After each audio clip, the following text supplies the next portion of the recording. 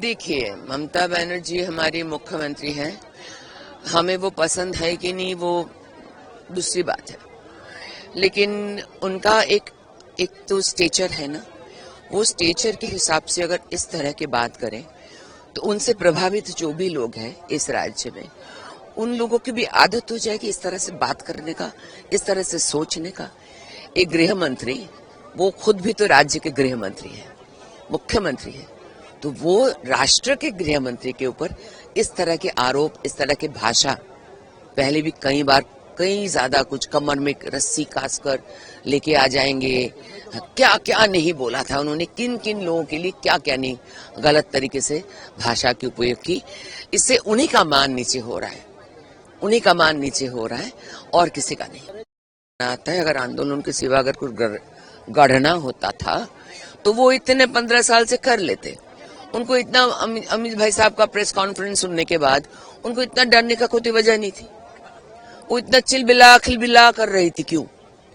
कहाँ एक मंच पे थी, वहां से इतना पागल की तरह बात क्यों कर रही थी, उटपटांग सी बात कर रही थी? उसका मतलब उनको असल में ही बहुत डर लग गया। अरे वो तभी ना ये सब कहते, कोई जो अंदर से डर जाते, कांप उठते हैं, तो कांप गई है। उसकी उनकी बातों से, उनके तरीके से, उनके बात करने के ढंग से ही पता चल रहा था। तो इस पे क्या अमल करना? लोग पीछे हंस रहे थे। देखिए, ये तो अमित भाई साहब का आना यहाँ पे बस शुरुआत है, अभी तो बहुत बार होगा। हम हमेशा ही है, हम बहुत उनके साथ काम कर चुके हैं और बहुत प्रभावित है उनसे।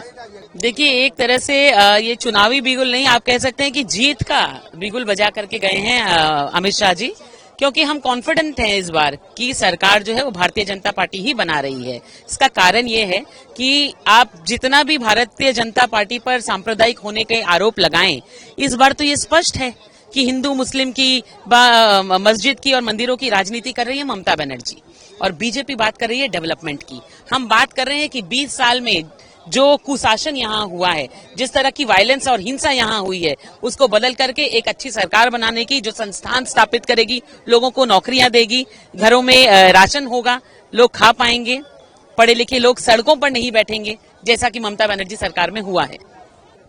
देखिए, आपकी भाषा ही आपकी पहचान होती है, तो ये बहुत दुख की बात है कि बंगाल एक ऐसा राज्य है, पश्चिम बंगाल, जिसमें हम कहते हैं कि बुद्धिजीवी लोग यहाँ रहते हैं और बैकग्राउंड जो है वो हमारा इतना रिच है पढ़ाई लिखाई और संस्कृति में। वहाँ मुख्यमंत्री की इस तरह के शब्द उनको शोभा नहीं देते। उन्होंने अपना परिचय दिया है इस तरह के शब्द का व्यवहार करके। वहीं पर राजनीति के लिए दीदी भी उन्हें खराब लगा था, और यहाँ ये शकुनी, दुशासन, भीम, इस तरह के शब्दों का प्रयोग कर रही है। तो साफ पता चल रहा है ममता बनर्जी काफी नर्वस है, इसीलिए वो हिंदू सज रही है, चादर शरीर पर डाल रही है, नकाब हटा रही हैं।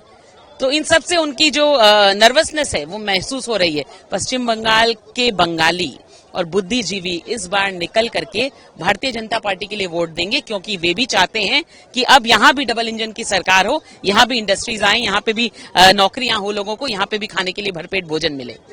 अब ये देखिए कि होम मिनिस्टर को मुख्यमंत्री कहती है कि आप यहाँ आकर के बाहर निकल पा रहे हैं क्योंकि हम आपको निकलने दे रहे हैं। वहीं यहाँ पर जो अनुप्रवेशकारी जिहादी आ रहे हैं, उनको बनाए रखने के लिए अभिषेक बनर्जी इलेक्शन कमीशन गए हैं। तो ये किस तरह की सरकार है, ये किस तरह का डेवलपमेंट चाहती है पश्चिम बंगाल में? हमारी लड़ाई जो है इस बार जो ये अनुप्रवेशकारी है इनके विरोध में रहेगी, घुसपैठियों के विरोध में रहेगी, और हम ये साफ पश्चिम बंगाल की जनता को बताना चाहते हैं कि भारतीय जनता पार्टी की सरकार बनने के बाद एक एक को पकड़ करके जितने भी घुसपैठी हैं यहाँ से निकाला जाएगा, क्योंकि पश्चिम बंगाल के बंगाली का है। देखिए, चीफ मिनिस्टर अभी हताश हो गया, और हताशा से ही ऐसा भाषा का उन्होंने व्यवहार कर रहा है। नहीं तो राजनीति में ऐसा भाषा चलते नहीं है।